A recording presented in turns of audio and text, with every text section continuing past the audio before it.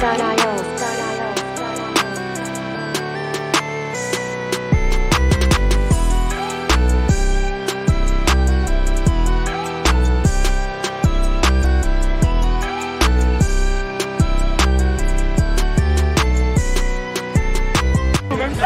up today, I got it, guys.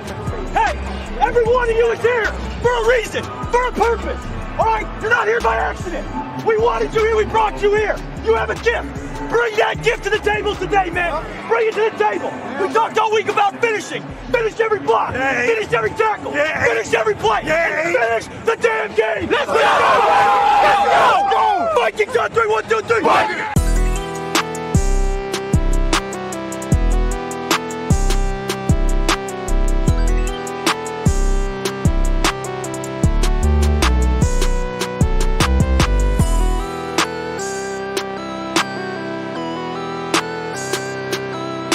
Freebeats.io.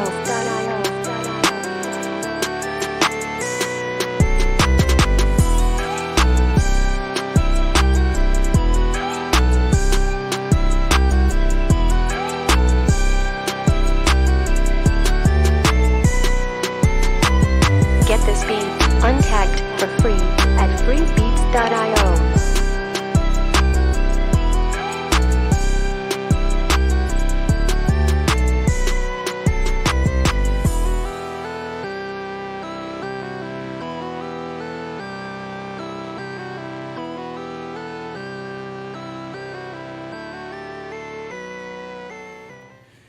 All right, everybody, welcome in to Load the Box. This is 2 days late and a dollar show. Plus, we're going to preview the Lions game tonight. Will, I've got my notes to my left down here from our text messages. We're going to run a clean, absolutely, we are running a clean show tonight. We are debuting a new graphic that will be on the screen, which is Jefferson needs 116 yards to break the single season record, because I kind of hammered that point in the offseason, so I'm kind of counting on it. Before we get into any of that, we haven't spoken in front of people in a week. Will, how is your week? Thanks for asking, man. It's been a strange week, as you guys can probably tell. My voice is a little bit lower than normal. I've been sick for most of the last week. Nothing terrible, but enough to hang me up and take me out of work for a few days. So hopefully getting over that a little bit. Now my kids have it, so not ideal in the Goodwin household, but we'll get through it. Yeah. How about you? How's your week been? It would have been a lot better if we won on Monday, but you know, it's such is life of a Vikings fan. By the way, I'm going to do this at the beginning of the show. Love your hat. If you want a hat similar to it, or they have a ton of different colors and also just different types of shirts. They're releasing like a Halloween line. I think it's actually out now. So head to unifiedathleticwear.com and you can shop for great hats like these, t-shirts, any gear. If you're on a softball team, definitely check them out. They do like softball jerseys. That's kind of how this whole thing started. But yeah, I think we're going to jump right into it now. We're going to get into the Eagles game, unfortunately, and in all of the media posts that I made for the show, I kind of said, we're not going to talk about this for too long. I think we kind of want to sweep it under the rug. Everyone's made their hot takes about it. Everyone's, I think, vented on the internet about this game, and I think we start off with the defense. Will, I'm going to just go ahead and poise it to you. They give up 24 in the first half. They shut them out in the second half. How much of that shutout is Philadelphia just kind of not feeling the need to kill us anymore? And how much of that is, you know, the Vikings defense, like actually stepping up and playing well in the second half? Yeah, that's a great question, and you know, unfortunately, it didn't have any impact on the outcome of the game. No matter how well the defense really played in the second half, but just because the offense was so inept. But I wasn't impressed in the second half by the defense, frankly. If you look at the box score or the line score and you see zeros in the last two quarters, you kind of think, oh, they did fine. They held their ground, and sure, they held their ground, but the first drive, we would have allowed a field goal if Patrick Peterson hadn't blocked it. The second drive, the Eagles were moving it, got a holding penalty, pushed him back. The third drive, Hurts threw an interception, and then the last drive sort of just killed the rest of the clock.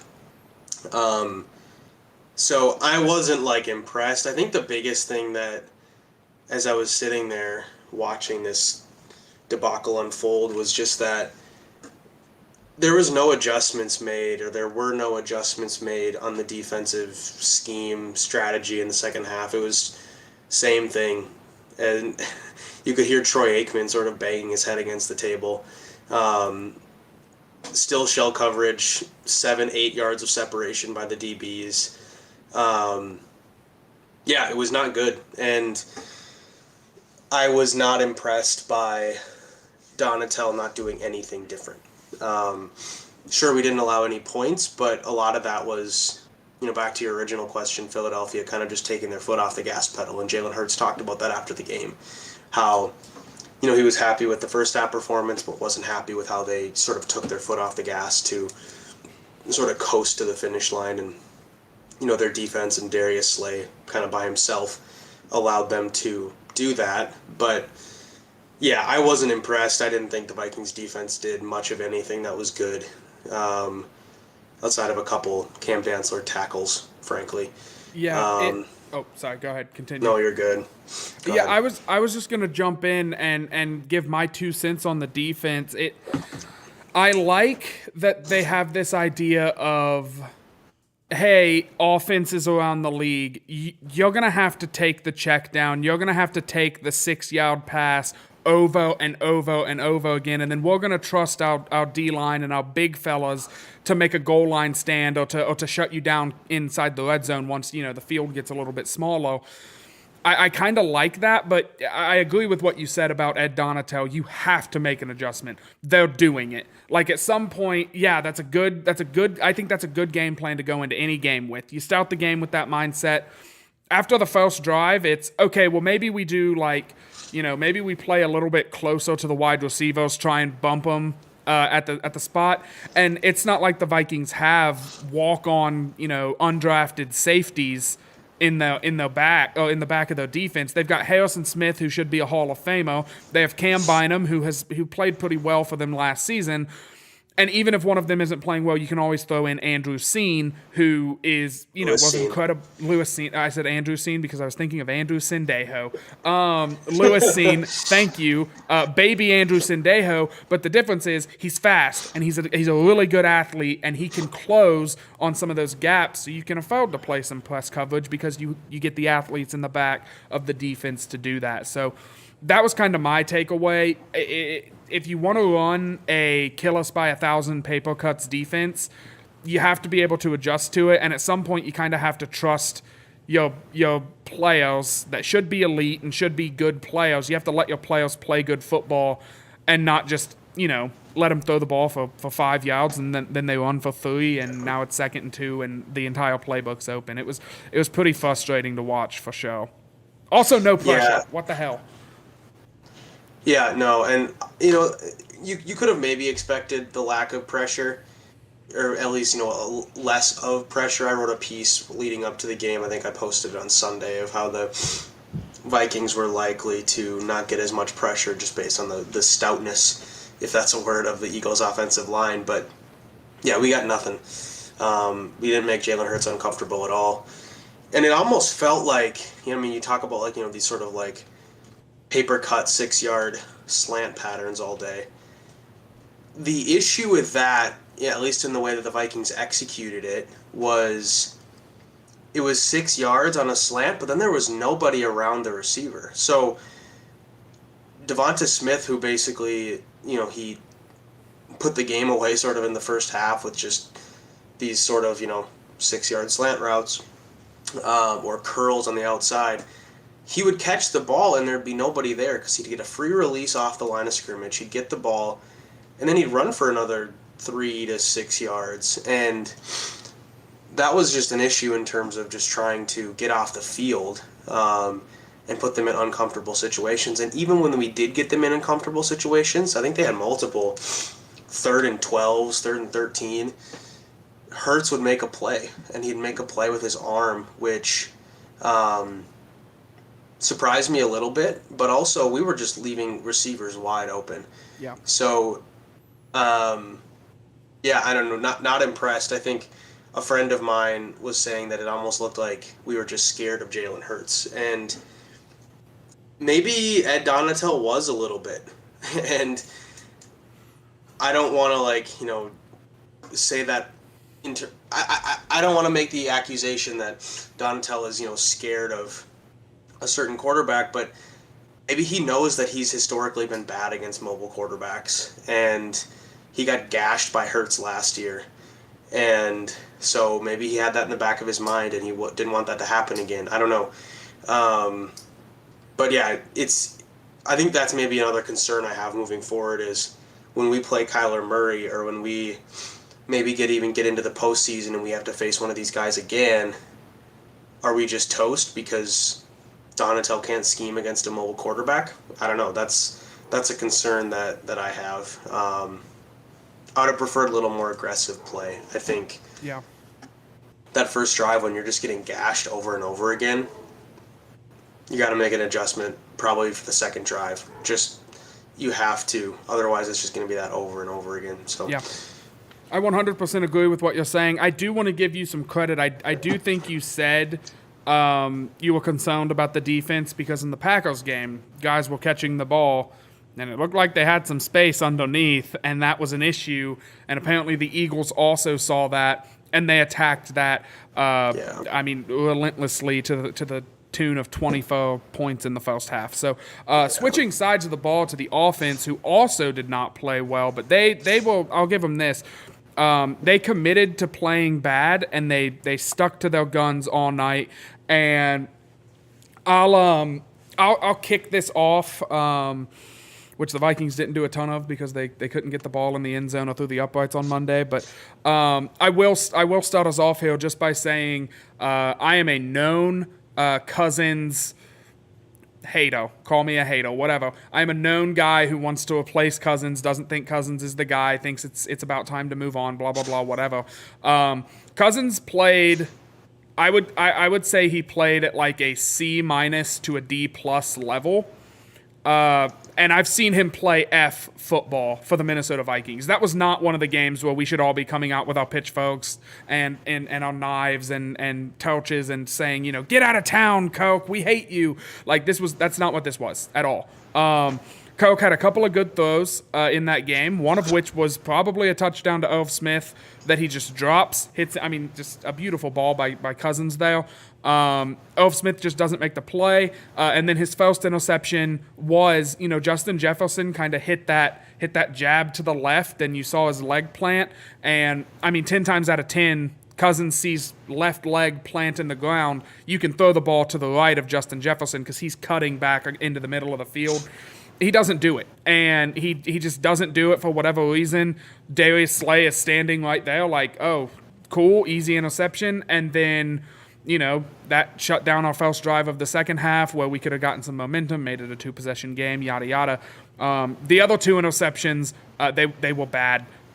They just didn't look good, one of which Jefferson was open like 3 yards in front of the defender that intercepted the ball because Coke was going to Adam Thielen over top. Tried to squeeze a ball in between 2 defenders. It was not a good decision, and it was not a good throw. You kind of got to take what you got there. I've seen people on Twitter all week posting, videos of KJ Osborne just streaking down the middle of the field wide open, and Cousins makes a bad decision and says, I'm going to dump it off to Dalvin Cook, who already has a drop tonight.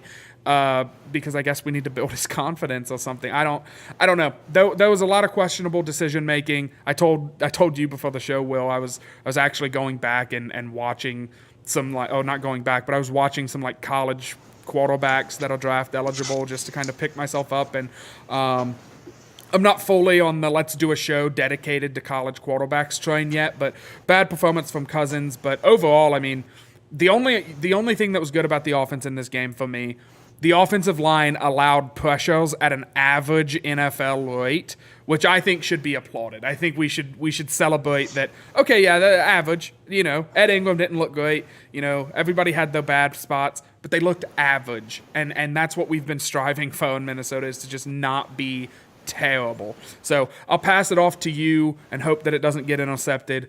What do you think of Cousins in this game? And then kind of who do you blame if you had to blame somebody? That's a toughie. I don't know if I'd blame one person in particular. Cousins was bad. I mean, there's no two ways about it. He was not good. He's not going to try and tell you that he was good. I don't think anybody's going to try and defend Kirk Cousins in his performance on Monday. But what I will say is that that first half was, I felt like it was maybe a little tentative.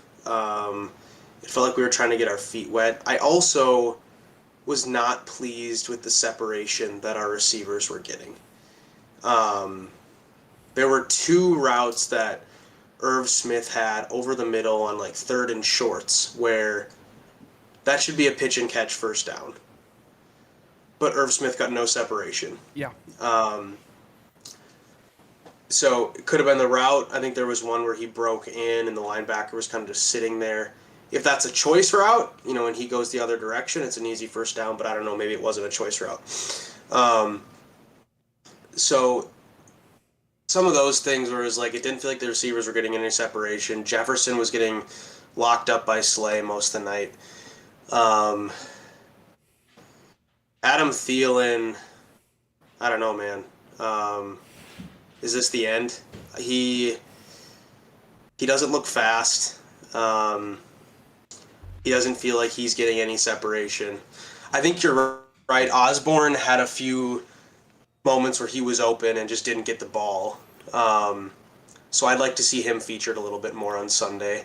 I don't want to cut into your take too bad, but I wonder, and this is a question that I'm posing. Do you think Osborne doesn't get looked at there because I'm not blaming Cousins for this maybe. Like maybe this wasn't his fault. What if the lead on that play is Justin Jefferson, Adam Thielen, Dalvin Cook, and then KJ?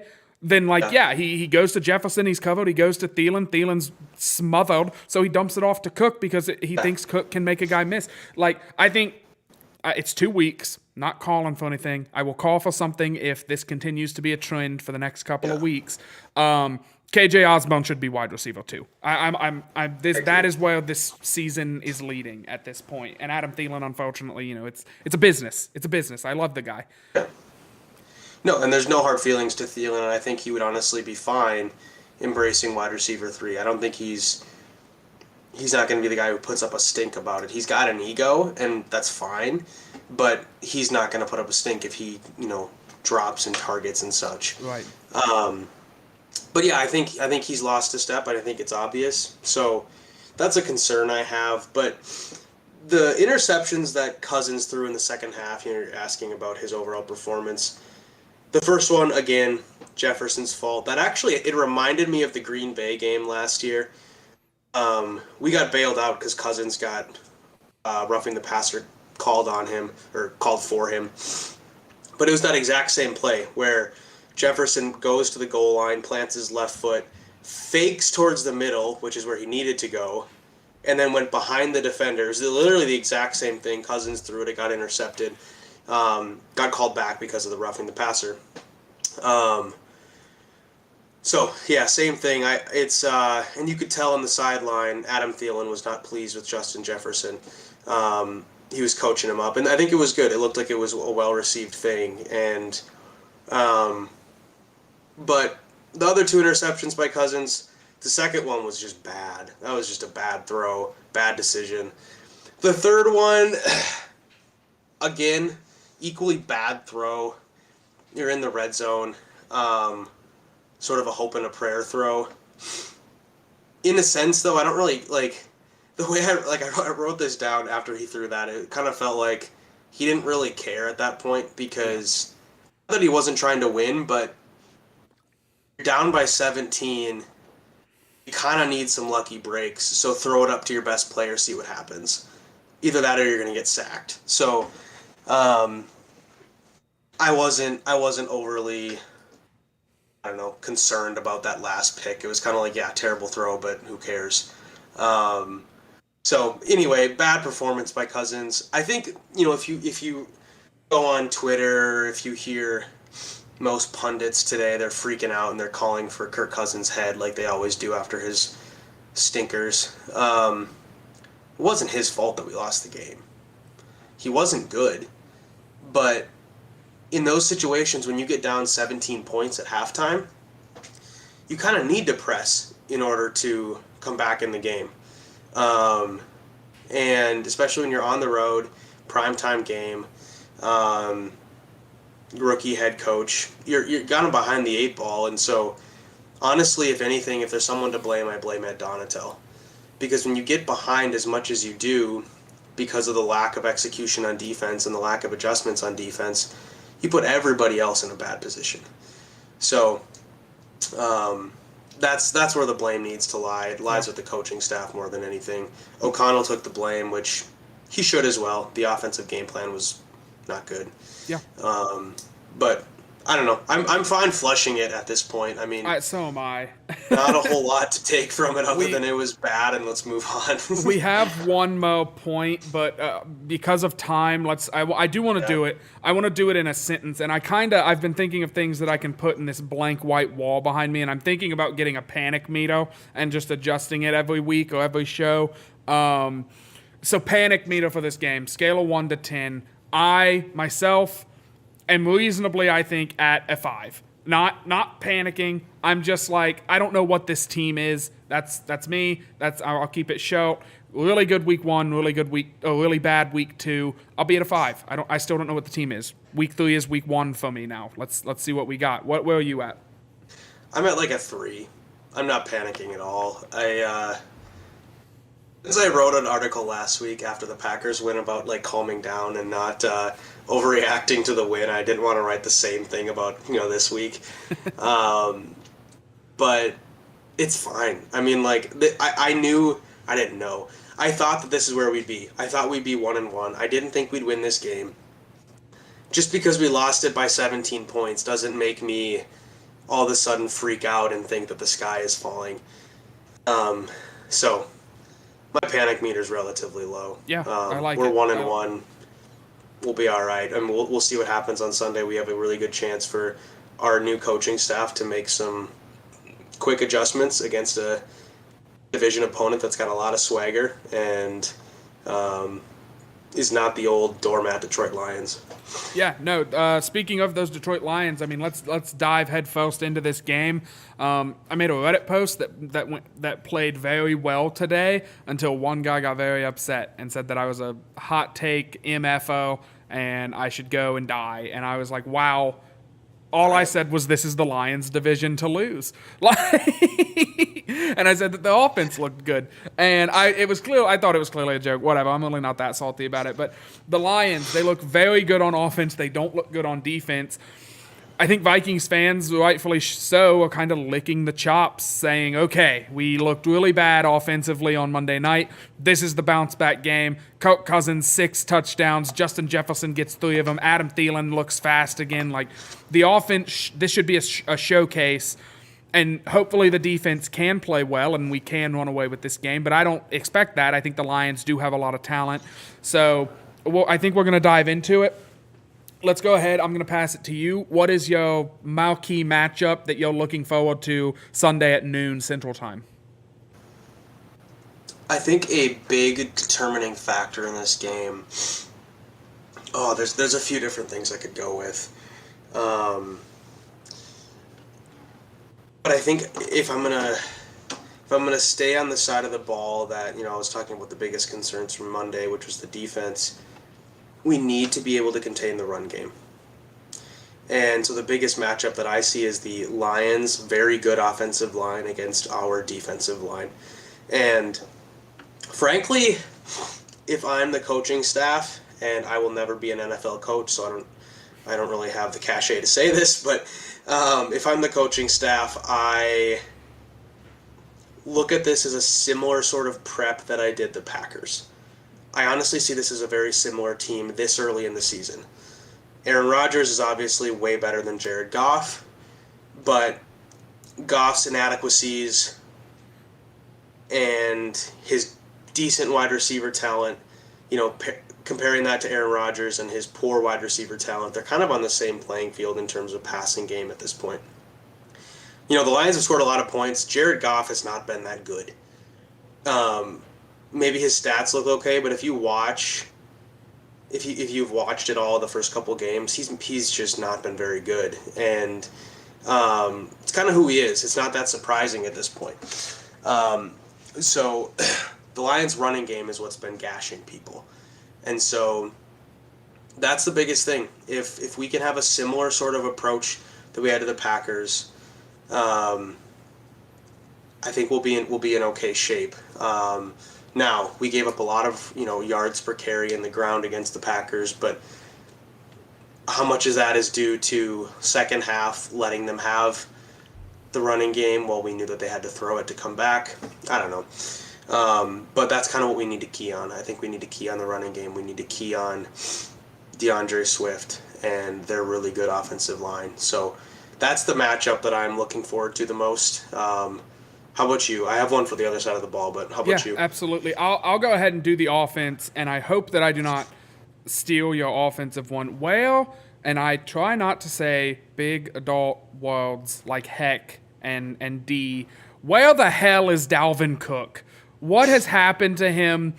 Did he get his talent sucked up for like a Space Jam football equivalent movie that Tom Brady is starring in, and they took Dalvin Cook's powers from him, and now he's bad at football? He's dropping passes. He looks like he's lost a step. Alexander Madison comes into the game, and it was kind of this way last year, but not to this extent. Alexander Madison looks like head and shoulders maybe the best running back on the roster. Maybe I'm overreacting. It's been 2 weeks.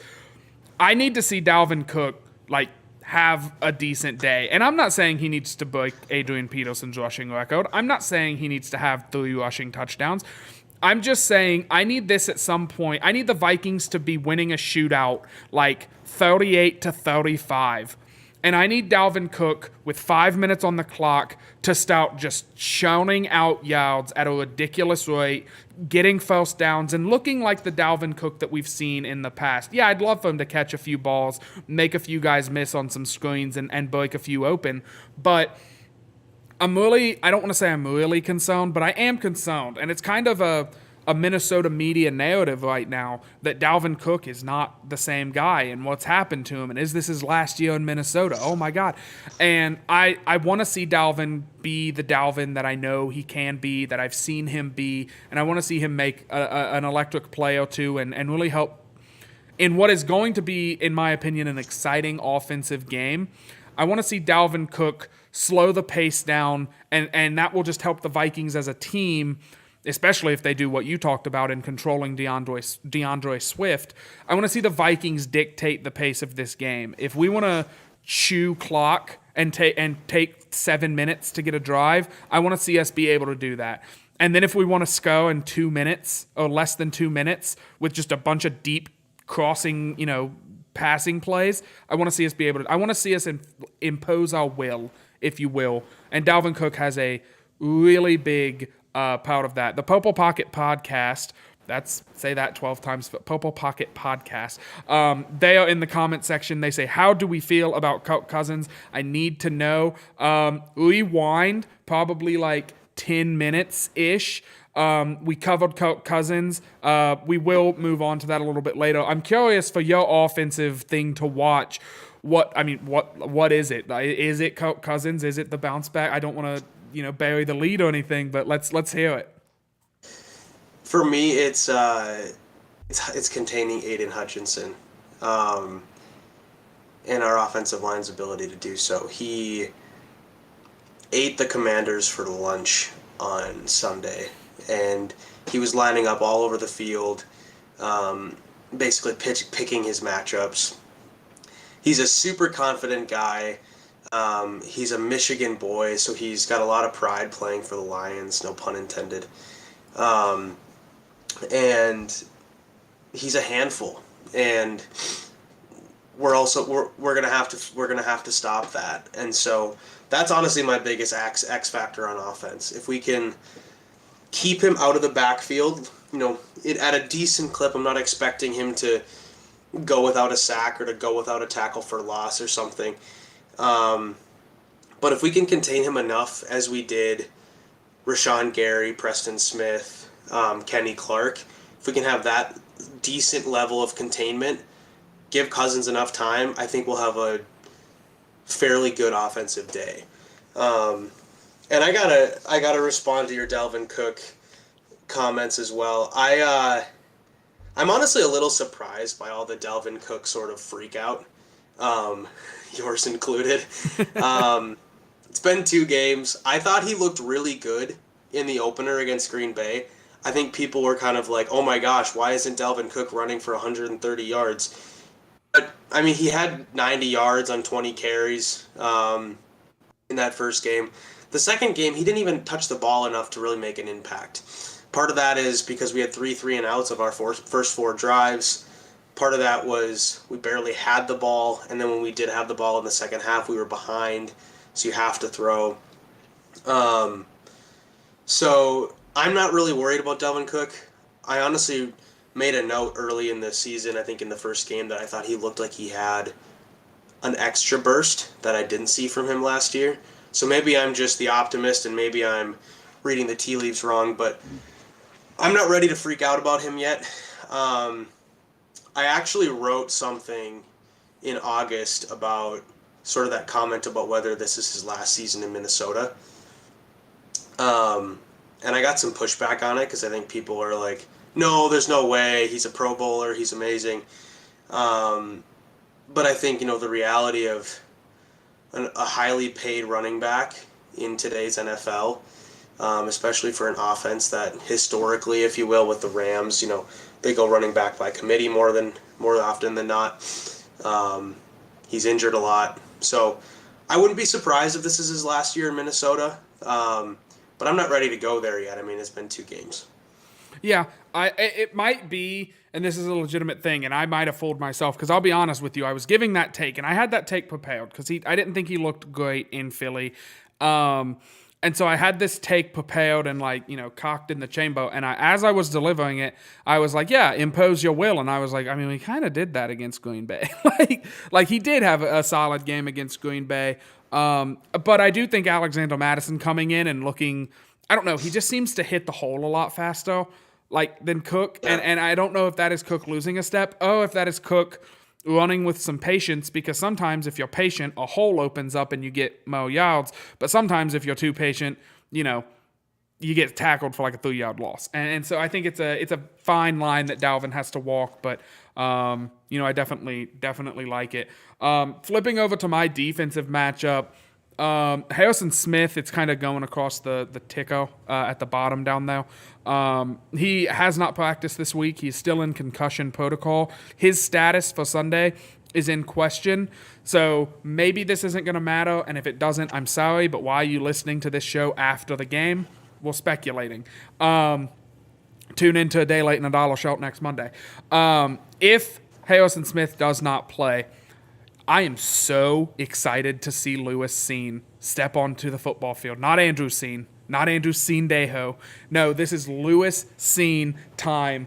And I'm really excited to see, because, he's kind of the future of the defense, of the safety position for the Vikings. I'm really excited to see him come in and potentially, make a play. I think Donatel will adjust. I think he'll be very quick to adjust in this game. I don't think he's just going to run the same defense, especially considering Goff doesn't have that, scramble ability at all. So I'm excited to see him potentially run like a cover 2 coverage, and I don't want to get too deep into the football coverages, blah blah blah.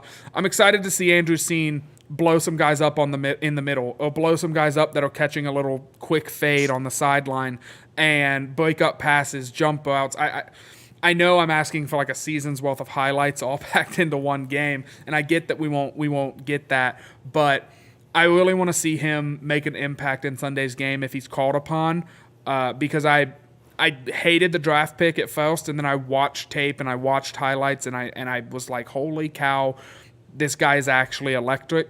I'm excited to see him play, and I've been disappointed, through 2 games we haven't seen him a ton. So I hope that, and even if Smith does play, I still want to see Cine get mixed in with the defense on a few more 3-safety looks. I think that would be a very exciting and probably advantageous thing to do against this very potent offense. So I think that's it. You want to do 2 apiece? You want to get into like game balls? Yeah, no, I just had a kind of a comment or a question on the scene stuff. So when Smith went out on Monday, I noticed that Josh Metellus went in instead of Scene. Do you have any thoughts on why that is? I don't think O'Connell really talked about it at all. I know I had seen, no pun intended. I had seen some. I had seen some like, not reports, but I guess in the game and like in seeing highlights and things that Metellus came in. But Scene was also getting mixed in a lot. I think they were kind of splitting snaps between them. I don't know if it was splitting snaps, but I know Scene still got on the field at times. Personally, I don't know. I'm not too concerned. I'm hoping that O'Connell is doing my biggest pet peeve of he's got to earn his way up the depth chart or whatever. I'm hoping that's not what it was, but I don't know.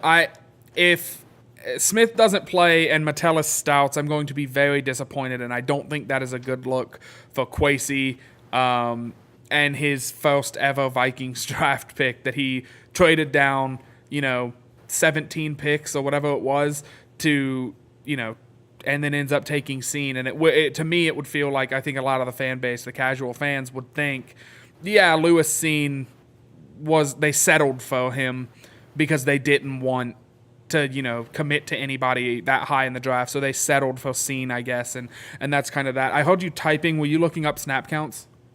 I was. So I love Pro Football Reference, by the way. So good. Such a good website.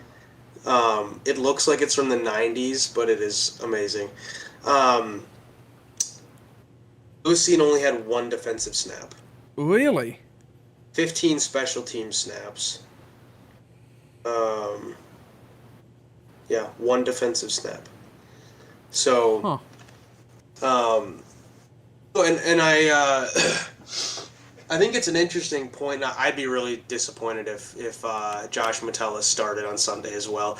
I'll be at the game, and to have Josh Metellus be our starting safety, that'd be no bueno. He did not look good defensively in the preseason, so I don't really want to see him starting in the defensive backfield. So something that I'm going to steal this from the State of Purple, I believe is what they call it. Jack Day's new show on KFan. I listened to it this morning, and him and AJ were talking about the whole Scene, Smith, Metellus thing, and I think AJ made a comment about AJ Mansour. Sorry, AJ, if I'm pronouncing your name wrong. I think he made a comment about how there may be something to it that Metellus went in instead of instead of Scene, because in an ideal state they want to put Scene next to Smith, not Scene next to Bynum, and so they don't want to confuse Scene by putting him in the opposite safety slot. I don't know if that's real or not. That was just AJ's kind of take on it. The other thing that, you made the comment about 3 safeties. I'd be interested in that as well, because I think they're 3 of our best defensive athletes. I also don't know, though, is Scene ready for that? Is he ready to be put in the game sort of at a nickel corner position or a linebacker position? And, like, is he... I don't know. Does he have the reps, or does he have the... I don't know. Basically, is he ready for that in an NFL game? He was a safety in college, so he might just not have enough experience to jump in headfirst on that. So I'd be interested to see that as well, though, as the season goes on, because I think they're 3 of our best defensive athletes, like I said. You want those guys on the field. So, anyways, I'll hand it over to you if you have any thoughts on game balls. Yeah, absolutely. I think you get to take offense this time. Yeah, I picked Cam Bynum last week to win the game ball. I thought he would make an impact play. He didn't, but neither did anybody else on the defense really in any time that mattered, so whatever. This week I've got the offensive side of the ball. I do have to just really quickly get this off my chest. I could have swore Scene was in the game more than 1 snap. Like, I remember seeing him, like, run onto the field and being like, hey, it's him. And I guess that was the only time. And I remember like seeing a couple highlights of him, and I guess it was just like looking back, I'm like, yeah, that was a special teams one, and then this was a breakdown of his play, and I just like, I don't know, I just kind of assumed. I didn't watch the all 22. I'm really bad about not watching all 22, even though like I know I'm supposed to or whatever. But like, anyway, game balls and game predictions for me. This week on the offensive side, it's really tempting to go with Justin Jefferson again, and just kind of pad the stats and get off to like a 2-0 offense stout, like woohoo, go me. But we don't really track that at all. So I think I'm going to go with how good the Lions' defensive front has been, and not even the whole defensive front, but with Aiden Hutchinson specifically. And I think he's such an impact player. I don't know. I haven't watched a ton of the Lions. I don't know if he's strictly lining up on the left or the right side of the ball. Oh, He's if they're not. switching him, are they switching him around, like moving him around? So I'm gonna have to do a joint game ball here, and I'm gonna go with Christian Darrisaw and Brian O'Neill. Brian O'Neill, I think is an outstanding right tackle in the National Football League, and Christian Darrisaw I think does show a lot of promise to be. I think his flow, I'm getting more and more excited about it being, he's going to be an average tackle, and maybe he can develop into an elite one. So I'm going to predict they get a game ball on Monday night's post-game show, because I think that they are going to keep Cousins clean. I'm going to predict no sacks for the Michigan rookie in this game. No sacks by the tackles. Maybe they put him inside and he makes Ed Ingram look like, bad. But I'm going to say the tackles play a really good game. They give Cousins time to throw. They let him step up in the pocket a little bit. And I think Cousins is going to have a big day. And I didn't want to give him the game ball because he's the quarterback. And the quarterback gets enough love and hate and all that kind of stuff. So I like to go with the big guys. Love Brian O'Neill. Love myself some Christian Darrisaw. They're my game ball. In terms of how I think this game plays out, I do think it's a shootout. I think that both offenses are very good, and I haven't been impressed by both defenses. So I'm going to take the Vikings winning a close one. I'm going to take them winning. I said 38-35 earlier, and I'm going to stick by that. I'm going to say that the Lions cover the 6-point spread that Vegas gave us for some reason, and maybe they know something we don't. I thought 6 was a lot for this game with how the Lions' offense has been, but we shall see. 38-35 Minnesota Vikings. Dan Bailey just walking it off. How about it? I mean, not Dan Bailey.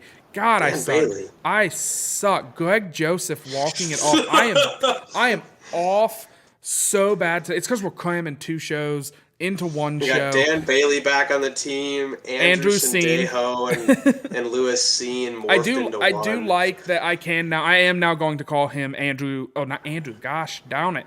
Louis Sendejo. That will be his new name for me because I do think that the comparisons are there. Sendejo is definitely there. But I am going to go ahead and give my final thoughts. I hope this Justin Jefferson 116 yards per game to break the single season receiving record.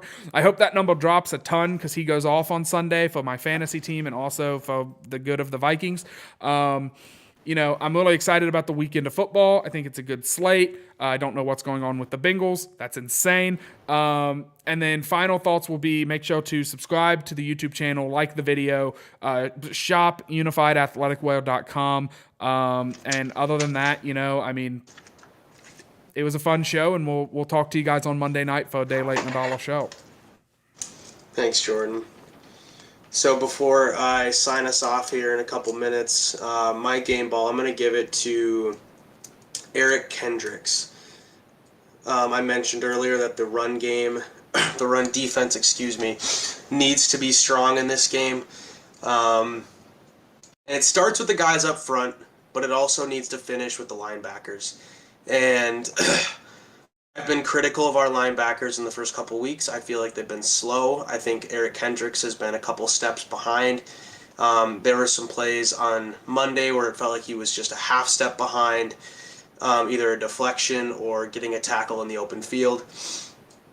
I think he's too good of a linebacker. I think he's got too much pride to have another bad game. I don't think he's been very good to begin the season, and so I look for him to really step up, make a couple big plays, and make an imprint on this game. I don't feel like he's really put his fingerprints on any games yet. And so Last season against the Lions at home, he had an interception. It was a one-handed interception, if I remember right.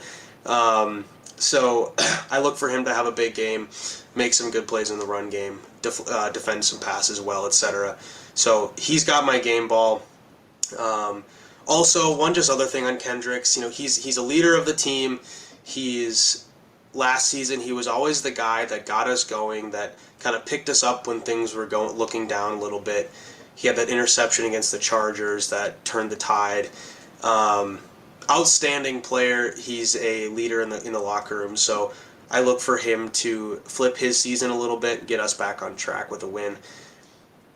Although so this is a little bit strange, but although I'm a little bit surprised by the 6-point spread, I'm actually going to say the Vikings will cover. And I think the Vikings will win 33-21. I think it will be a close game throughout. I think it'll be within one score most of the game, and I think at the end we will get a touchdown with a few minutes to go up 12 or so. If I'm going to be really precise, I think we'll get a touchdown and we'll miss the 2-point conversion. So it's not 3 field goals from Dan Bailey. Dan Bailey. Yeah, so 2 field goals from Mr. Joseph. I think it'll be a well-played game. I think the Lions' offense, I think there's maybe a little bit of fool's gold here. I have a hard time believing that they're going to be this high-flying offense with Jared Goff. I don't love his weapons. I think they have good weapons. But outside of Amon-Ra St. Brown, who runs a good route on the outside? TJ Hawkinson is good, but I don't love Josh Reynolds. Couldn't even tell you who their third receiver is. DJ Chalk. Yeah, so sorry, Lions fans. But I guess with this team, I have a hard time buying in until I've seen more than a couple of games. They're competitive, they're hard-nosed, they have swagger, like I said earlier. Their coaches his butt off. So they're going to be a competitive team. But I don't think they're going to be high-flying like they have been the first couple of weeks. So I think we keep them in check enough, only allowing 3 touchdowns. Vikings win 33-21 in a closer game than the score shows. And that's all I got for final thoughts. Hopefully we will be back on Monday evening recapping a Vikings win, looking ahead to London. But until then, that's all we got here on Load the Box. Skol as always.